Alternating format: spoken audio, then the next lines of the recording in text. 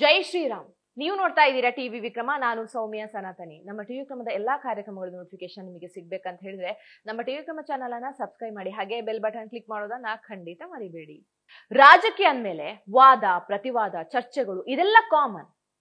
Especially ಪ್ರಜಾಪ್ರಭುತ್ವದ ದೇಶದಲ್ಲಿ ವಿರೋಧ ಪಕ್ಷ ಅಂದ್ರೆ ಸುಮ್ನೆ ಅಲ್ಲ, ಅದರ ಜವಾಬ್ದಾರಿ ತುಂಬಾ ದೊಡ್ಡದಿರುತ್ತೆ. ಆಡಳಿತ ಪಕ್ಷ ಏನಾದ್ರೂ ಚೂರು ಎಡವಿದ್ರು ಕೂಡ ಅದನ್ನ ತಿದ್ದಬೇಕಾಗಿರೋದು ವಿರೋಧ ಪಕ್ಷ. ಆದ್ರೆ ನಮ್ಮ ದುರಂತ, ನಮ್ಮಲ್ಲಿನ ವಿರೋಧ ಪಕ್ಷ ತೀರಾ ಕೆಳಮಟ್ಟಕ್ಕೆ ಇಳಿದು ಬಿಟ್ಟಿದೆ. ಇನ್ನು ಎಷ್ಟು ಕೆಳಮಟ್ಟಕ್ಕೆ ಬರ್ತಾರೋ ಅಂತ ಅಸಹ್ಯ ಆಗ್ತಾ ಇದೆ. ವಿರೋಧ ಪಕ್ಷದ ನಾಯಕ ಅನಿಸಿಕೊಂಡಿರುವಂತಹ ಮಹಾಶಯನ ನಾಲಿಗೆಗೆ ಲಗಾಮೇ ಇಲ್ಲ. ದೇಶದ ಪ್ರಧಾನಮಂತ್ರಿಗಳನ್ನೇ ನೀನು ತಾನು ಅಂತ ಕರೀತಾನೆ. ಯಥಾ ರಾಜ ತಥಾ ಪ್ರಜಾ. ರಾಹುಲ್ ಗಾಂಧಿ ಹೆಂಗಿರ್ತಾರೋ ಅದೇ ರೀತಿ ಅವರ ಫಾಲೋವರ್ಸ್. ನಮ್ಗೆಲ್ಲ ಮನೆಯಲ್ಲಿ ಒಂದು ಸಂಸ್ಕೃತಿ ಆಚಾರ ವಿಚಾರ ಅನ್ನೋದನ್ನ ಹೇಳಿಕೊಟ್ಟಿರ್ತಾರೆ. ನನ್ಗನ್ಸೋದು ಕೆಲವರಿಗೆ ಹೆತ್ತವರು ಇದ್ಯಾವುದನ್ನ ಹೇಳಿಕೊಟ್ಟಿಲ್ವಾ ಅಂತ.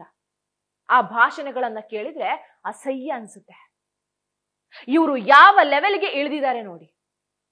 ಕಾಂಗ್ರೆಸ್ನ ಸಮಾವೇಶವೊಂದರಲ್ಲಿ ನಿಂತು ಮೋದಿ ಅವರ ತಾಯಿಗೆ ಕೆಟ್ಟ ಬೈಗುಳವನ್ನ ಬೈತಾರೆ. ಆ ಭಾಷೆಯನ್ನ ನನ್ನ ಜೀವಮಾನದಲ್ಲಿ ನಾನು ಯಾರ ಮೇಲೆಯೂ ಪ್ರಯೋಗಿಸಿಲ್ಲ. ಅದನ್ನ ಹೇಳೋಕ್ಕೂ ಕಷ್ಟ ಆಗತ್ತೆ. ಆ ವಿಡಿಯೋವನ್ನ ನೋಡಿರ್ತೀರಿ ಅಂದ್ಕೊಳ್ತೀನಿ.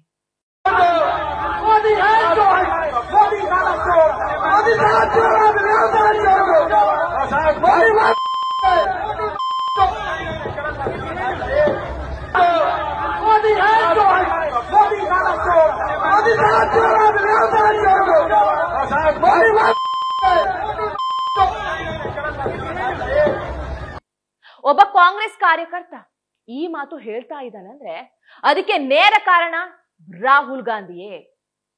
ರಾಹುಲ್ ಗಾಂಧಿ ಈ ದೇಶದ ಪ್ರಧಾನ ಮಂತ್ರಿಗಳಿಗೆ ಗೌರವ ಕೊಡದೆ ಮಾತಾಡಿದ್ದೆ ಇದಕ್ಕೆ ಕಾರಣ. ನಮ್ಮ ನಾಯಕರೇ ಮೋದಿ ಅವರಿಗೆ ನೀನು ಅಂತ ಕರೀತಾನೆ, ನಾನು ಬೈದ್ರೆ ಏನು? ಈ ಮನಸ್ಥಿತಿಗೆ ಬರ್ತಾರೆ. ಬಂದಿದ್ದಾರೆ ಕಾಂಗ್ರೆಸ್ನವರು. ನಿಜಕ್ಕೂ ಮನಸ್ಸಿಗೆ ತುಂಬಾ ಬೇಜಾರಾಯ್ತು. ರಾಜಕೀಯವಾಗಿ ನರೇಂದ್ರ ಮೋದಿ ಅವರು ಅವರ ವಿರೋಧಿಯೇ ಇರಬಹುದು, ಆದ್ರೆ ವೈಯಕ್ತಿಕವಾಗಿ ಈ ದಾಳಿ ಯಾರು ಒಪ್ಪುವಂಥದ್ದಲ್ಲ.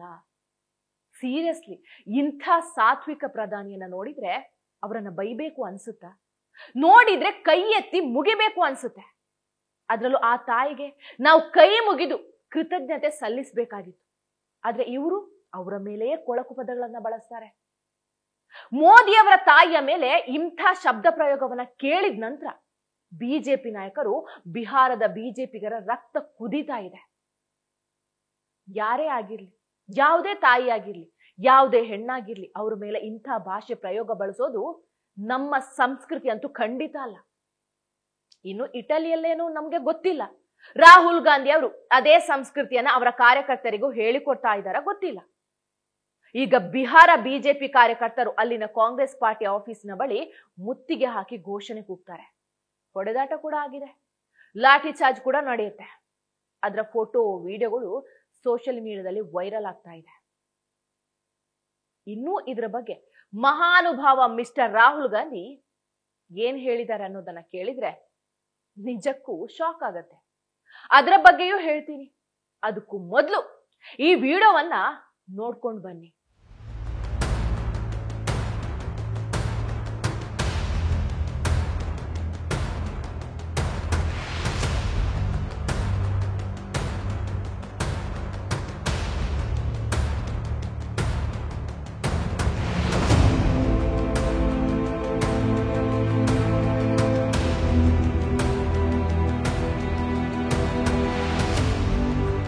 ಎರಡೂ ಕಡೆಯಲ್ಲಿ ಸಿಟ್ಟಿತ್ತು, ಆಕ್ರೋಶ ಇತ್ತು, ಬಡಿದಾಡ್ಕೊಳ್ತಾರೆ. ಪೊಲೀಸರು ಕಂಟ್ರೋಲ್ ಮಾಡಕ್ಕೆ ಲಾಠಿ ಪ್ರಹಾರ ಮಾಡ್ತಾರೆ ಕೂಡ. ಎರಡೂ ಕಡೆಯಿಂದ ಹೊಡೆದಾಟ ಆಗಿದೆ. ವಿಡಿಯೋ ನೋಡಿದ್ರೆ ಗೊತ್ತಾಗತ್ತೆ. ಆದ್ರೆ ಕಾಂಗ್ರೆಸ್ ಎಕೋ ಸಿಸ್ಟಮ್ ಸ್ಟ್ರಾಂಗ್ ಇರೋದ್ರಿಂದ ಇಲ್ಲಿ ಕೇವಲ ಬಿಜೆಪಿ ಅವರಿಂದ ಹಲ್ಲೆ ಆಗಿದೆ ಅಂತ ಬಿಂಬಿಸ್ತಾ ಇದ್ದಾರೆ.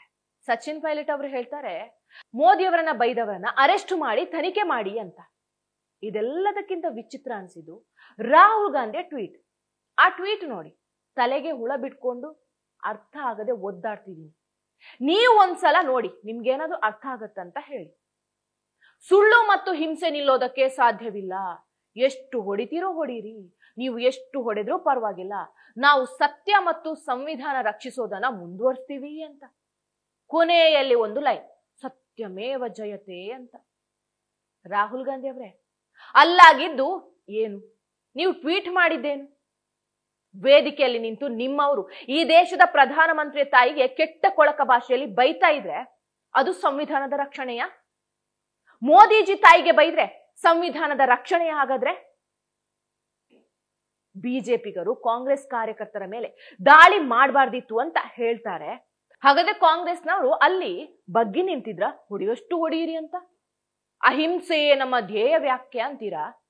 ಅವರು ದಾಂಧಲೆ ನಡೆಸಿದ್ದು ಕಣ್ಣಿಗೆ ಕಾಣಿಸ್ಲಿಲ್ವಾ? ಅಹಿಂಸೆಯ ಬಗ್ಗೆ ಮಾತಾಡ್ತಿರಲ್ವಾ? ಗಾಂಧೀಜಿ ಫೋಟೋ ಹಿಡ್ಕೊಂಡು ಪೋಸ್ ಕೊಡ್ತಿರಲ್ವಾ? ಇದೇನಾ ಗಾಂಧೀಜಿ ಹೇಳಿಕೊಟ್ಟಂತ ಅಹಿಂಸಾ ಮಾರ್ಗ? ಇದು ಮಹಾತ್ಮ ಗಾಂಧೀಜಿ ಹೇಳಿಕೊಟ್ಟಿದ್ದಲ್ಲ, ಈ ನಕಲಿ ಗಾಂಧಿ ಹೇಳ್ಕೊಟ್ಟಿದ್ದು.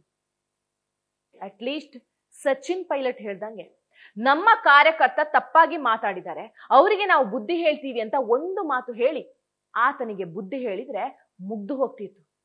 ಆದ್ರೆ ಒಂದು ಹೆಣ್ಣಿಗೆ ಕೆಟ್ಟ ಶಬ್ದವನ್ನ ಬಳಸಿದ ಆತನ ಬೆನ್ನಿಗೆ ನಿಂತ್ಕೊಳ್ತಾರೆ. ಇವರು ಸಂವಿಧಾನದ ರಕ್ಷಕರಂತೆ. ಸಂವಿಧಾನದಲ್ಲಿ ದೇಶದ ಪ್ರಧಾನಮಂತ್ರಿಗೆ ಹೀಗೆಲ್ಲ ಬೈಬಹುದು ಅಂತ ಏನಾದ್ರೂ ಇದೆಯಾ ಮಿಸ್ಟರ್ ರಾಹುಲ್ ಗಾಂಧಿ ಅವರೇ? ಒಬ್ಬ ವಿರೋಧ ಪಕ್ಷದ ನಾಯಕನಾಗಿ, ಸಂಸದನಾಗಿ ನಿಮ್ಗೆ ಏನೇನ್ ಜವಾಬ್ದಾರಿ ಇದೆ ಅನ್ನೋದಾದ್ರೂ ಗೊತ್ತಿದ್ಯಾ? ಅದಕ್ಕಿಂತ ಮುಂಚೆ ಭಾರತೀಯ ನಾಗರಿಕನಾಗಿ ನಿಮ್ಗಿರುವಂತಹ ಜವಾಬ್ದಾರಿ ಏನು ಅಂತ ಅರಿವಿದೆಯಾ? ಇವರಷ್ಟೇ ಅಲ್ಲ, ಆ ಕೆ.ಸಿ. ವೇಣುಗೋಪಾಲ್ ರಾವ್ ಅವರು ಒಂದು ಟ್ವೀಟ್ ಮಾಡ್ತಾರೆ. ನಮ್ಮ ಮತದಾರರ ಯಾತ್ರೆ, ಜನಸಂಖ್ಯೆ ಬೆಂಬಲ ನೋಡಿ ಹತಾಶೆಗೊಂಡಂತಹ ಬಿಜೆಪಿ ಇವರನ್ನ ಬೆದರಿಸೋದಕ್ಕೆ ಗೂಂಡಗಳನ್ನ ಕಳಿಸಿದ್ದಾರೆ. ಮೋದಿಜಿ ತಾಯಿಗೆ ಬೈದವನು ಬಿಜೆಪಿಯವನೇ ಇರ್ಬೇಕಂತೆ, ಬಿಜೆಪಿಯವರೇ ಅವನಿಂದ ಬೈಸಿದಾರಂತೆ. ಬೈದಿರೋನ ಹೆಸರು ಬೇಕಾ? ಬೈದಿರೋದು ಮೊಹಮ್ಮದ್ ರಿಜ್ವಿ. ಇವರು ಇದನ್ನ ಒಪ್ಕೊಳ್ಳೋದಕ್ಕೆ ಕೂಡ ರೆಡಿ ಇಲ್ಲ. ಇದೇ ಬಿಜೆಪಿಯಲ್ಲಿ ಇಂಥ ಶಬ್ದಗಳನ್ನ ಯಾರಾದ್ರೂ ಬಳಸಿದ್ರೆ ಅವರಿಗೆ ಪಕ್ಷ ಬೇರೆ ಬೇರೆ ಶಿಕ್ಷೆಗಳನ್ನ ಕೊಡುತ್ತೆ. ಅದು ಕಾಂಗ್ರೆಸ್ನಲ್ಲಿ ಇದೇನೂ ಇಲ್ಲ.